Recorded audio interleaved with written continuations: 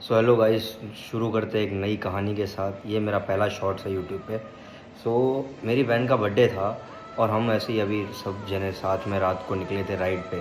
और बातों ही बातों में मैंने मेरी बहन को बोला कि याद है तुझे उस दिन तेरे साथ क्या होता है इसी रास्ते ऊपर।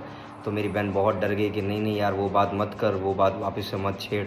तो मैं आपको मेरी बहन से जुड़ा हुआ एक किस्सा सुनाता हूँ। ये बहुत सालों पहले की बात है, कुछ करीबन 2-3 साल पहले की बात है। मैं तभी अहमदाबाद स्टडी करता था। मैं अहमदाबाद स्टडी करता था तो मेरी मम्मी, मेरे पापा और मेरी बहन ही तभी घर पे अकेले रहते थे।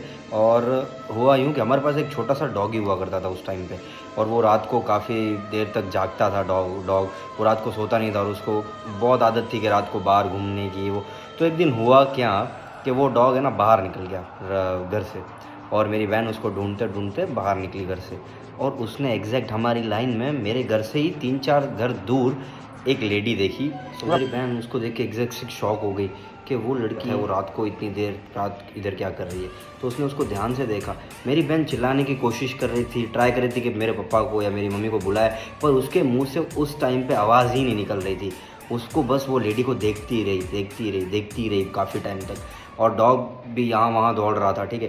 फिर वो लेडी ने दूर से मेरी बहन को बुलाया कि मेरे करीब आ। और तभी मेरी बहन ऐसे होश में आई और मेरी बहन डॉग को लेके झट से घर के अंदर भाग गई। और फिर मेरे पापा को, मम्मी को और सबको बताया।